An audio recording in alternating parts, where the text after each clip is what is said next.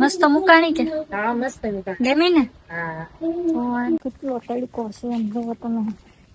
આંખી નથી ખુલતી એટલો તડકો છે. આગળ તો જો કાળી પડી ગઈ કમેન્ટ કરી દઈ દે કેટલી કાળી લાગુ કે. A few moments later. તો સ્વાગત છે તમારું કાચું ક્વીનના એ ન્યૂ વ્લોગમાં. અત્યારમાં આપણે સરસ મજાના ઉભા થઈ ગયા છે. અત્યારમાં મતલબનો ટાઈમ તો તમને ખબર જ હશે કેમ કે આગલા વ્લોગમાં મેં કહી દીધું હતું. ને અત્યારમાં ઉભા થઈને આપણે બ્રશ કરી નાખ્યું છે અને ભગવાનને યાદ પણ કરી લીધા છે. જોઈ લો. અને મેન વાત છે દુઃખની, દુઃખભરી વાત છે કેમ કે અમારા મહેમાન વહી ગયા છે રીહામણે. મતલબ કાલે એની સાથે ઝઘડો થઈ ગયો હતો ને તમને આગળ બ્લોગમાં દેખાડેલો છે. આને પહેલાનો બ્લોગ મહેમાન સાથે થોડોક ઝઘડો થઈ ગયો છે એટલે વહી ગયા છે રીહાની ભાવનગર. કેમ કે એટલો બધો ઝઘડો નથી છો પણ થોડું કામ વધી જતું ને મહેમાન વહી જાય કે ભાગવા દે કે ન કરી કે મારી માથે જ બધું આવશે એટલે મહેમાન વહી ગયા રીહાની ઘરે.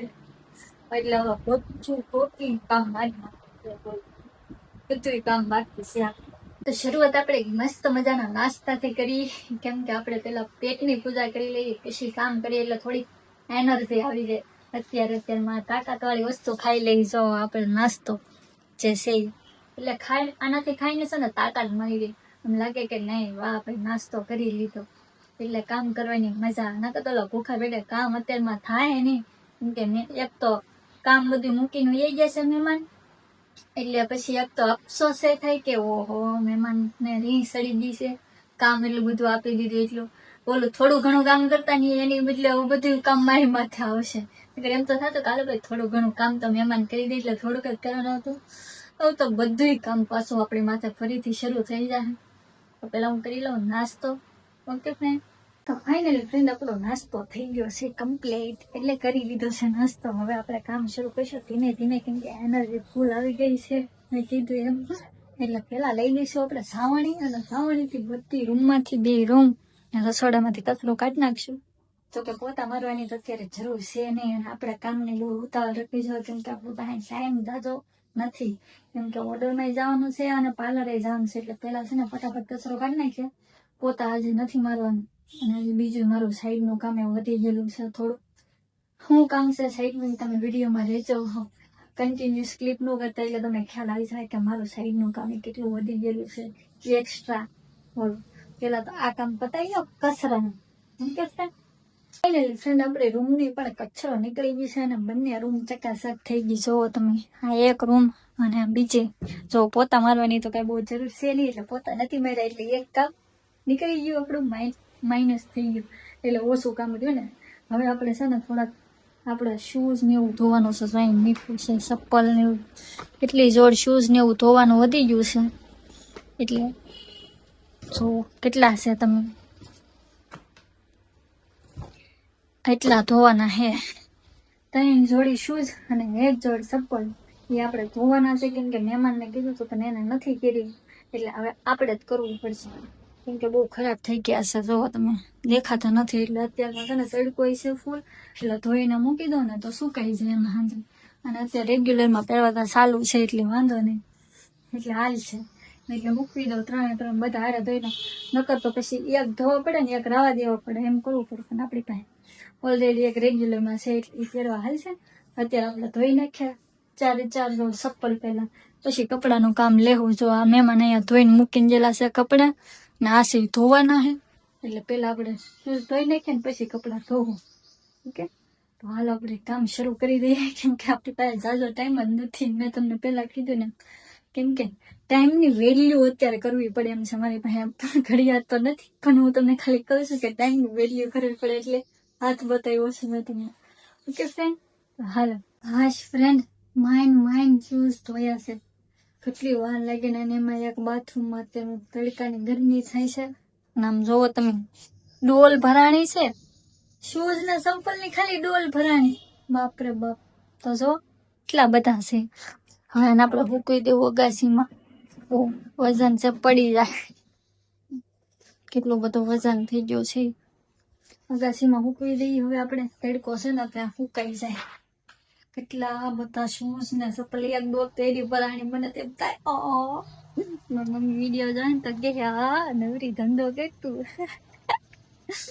સો એ મસ્ત ને આપણે ફૂકવી દેવાના છે હમણાં એક જોડા સરસ મજાના હું જગ્યા છે તડકે અને રેવાતું નથી અગાસીમાં વાંધો નહીં તો ફૂકવી દઈએ આપણે વાર નહીં લાગે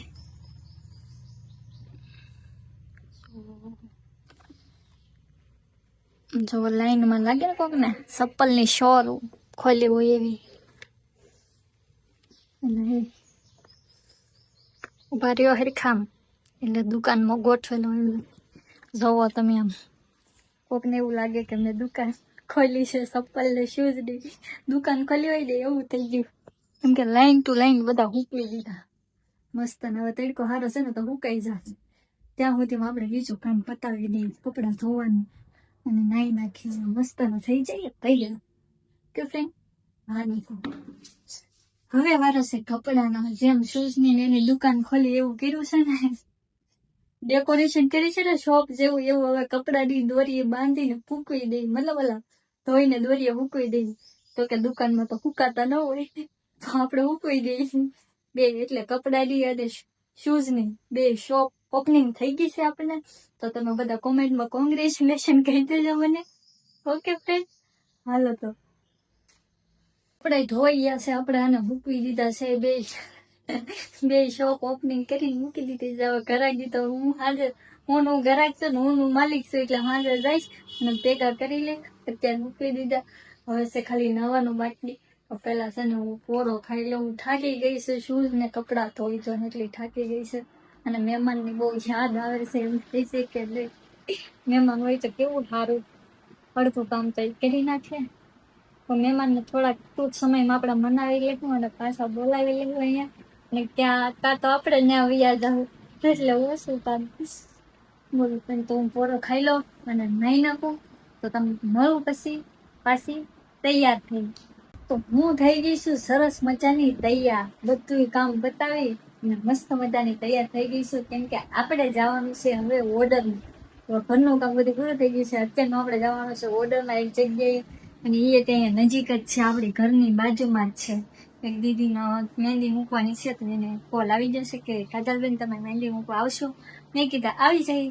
આમે તે હવે આપણે નવરાજ છીએ કેમ કે ઘરનું કામ થઈ ગયું છે એટલા માટે અને પાર્લરે જ અત્યારે ફોન નથી આવ્યો ક્લાયન્ટ છે નહીં એટલા માટે ત્યાં સુધીમાં આપણે બાજુમાં જે દીદી રહે છે ને ત્યાં આપણે મહેંદી મૂકી આવી મસ્ત મજાની ઓકે તો ત્યાં સુધી તમે વિડીયોમાં કન્ટિન્યુ બન્યા રહેજો તો મળીએ હવે ત્યાં જઈએ તમને આપણે લગાવી દીધું છે માસ્ક સુરક્ષા ખાવા લગાવી દીધું છે તડકાથી બસવા માટે જેથી કરીને આપણું ફેસ કાળું ના પડે જો કે નજીકમાં જ છે એટલે બહુ હાલની જવું નથી તરીકે વાંધો નહીં આવે એમ ઓકે તો ચલો જઈએ આપણે ઓહો કેટલો તડકો છે કેટલો તડકો છે એમ જોવો તમે આંખી નથી ખોલી છે એટલો તડકો છે આગળ તો જો કેટલો બધો તડકો છે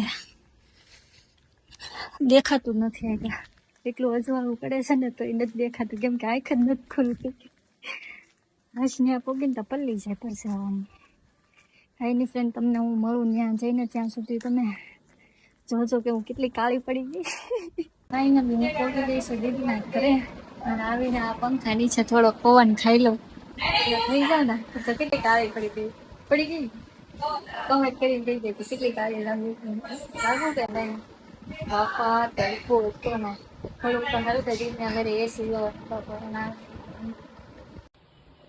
મસ્ત મુકાણી કે હા મસ્ત હતા ગમી ને હા હું આવી ગઈ છું ઘરે દીદીની મહેંદી મુકાઈ ગઈ છે અને બહુ મસ્ત મૂકી છે અને તમે કહી દેજો કોમેન્ટ કરીને કેવી લાગી મારી મહેંદી કેવું લાગ્યું મારું વર્ક કેમ કે કેટલી બધી મહેનત કરી છે એમાં અને બહુ મોડું થઈ ગયું વાર લાગી એનું કારણ હતું કે દીદી અહીંયા છે ને હું ગઈ પછી યુટ્યુબમાંથી સર્ચ માર્યું અને પછી ડિઝાઇન સિલેક્ટ કરી કે આ મૂકવી છે મારે હું ગઈ પહેલા ડિઝાઇન સિલેક્ટ ન કરી રાખી એટલે થોડુંક બહુ મોડું થઈ ગયું છે તો કઈ વાંધો નહીં આપણે પેલા તાળું તો ખોલી નાખી આરામ કરી લઈએ હવે થોડીક.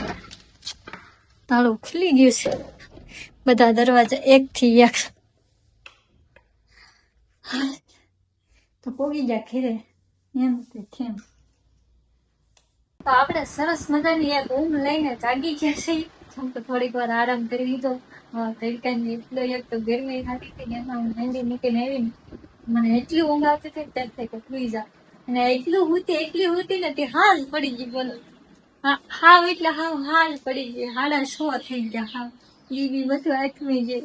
મને એમ હતું કે હું વહેલા આવી જાય તો રીલ શૂટ કરી, પણ ઈ હાવ આથમી ગઈ. જો તમે લોકેશન એકદમ ઠંડુ થઈ ગયું વાતાવરણ.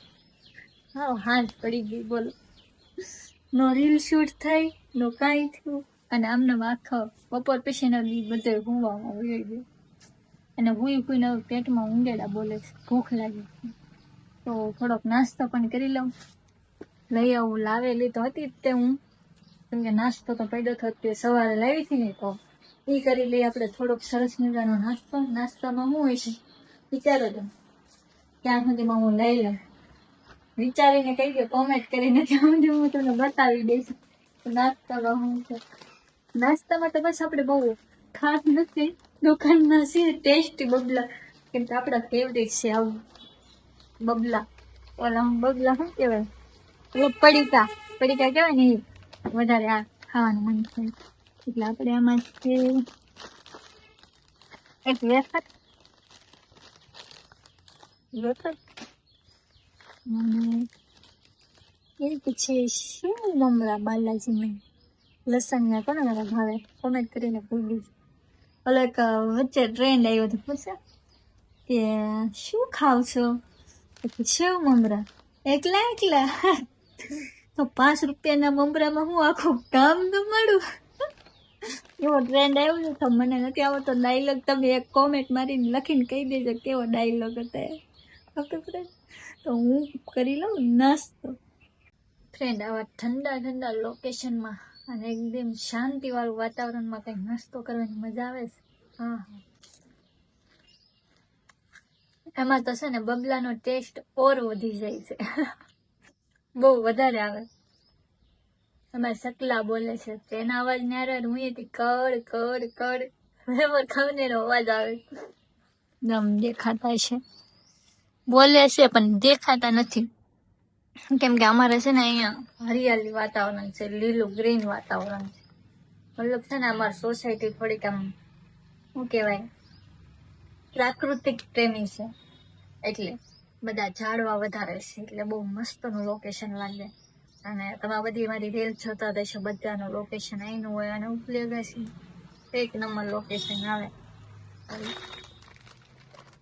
હાલો હું ખાઈ લઉં એક વેફર મજાની, અને અમને ચકલી આવે તો એને ખવડાવી દઉં. વાગી જશે 8:30 અને આપણે બનાવી નાખ્યું છે જમવાનું જોઈ જવો તમે. આ છે આપણો રીંગણાનો ઓળો અને રોટલી બનાવી નાખ્યું છે.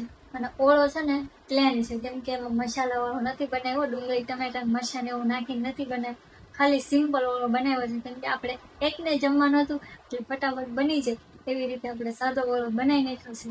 તો હવે હું જમી લઉં ફ્રેન્ડ, અને મળશું તમને હવે નેક્સ્ટ વ્લોગમાં. અને આ વ્લોગ તમને મારો ગમ્યો તો લાઈક, શેર અને સબસ્ક્રાઇબ કરી દેજો. Okay friend, bye. હા, સબસ્ક્રાઇબ કરી દેજો હો પાછા.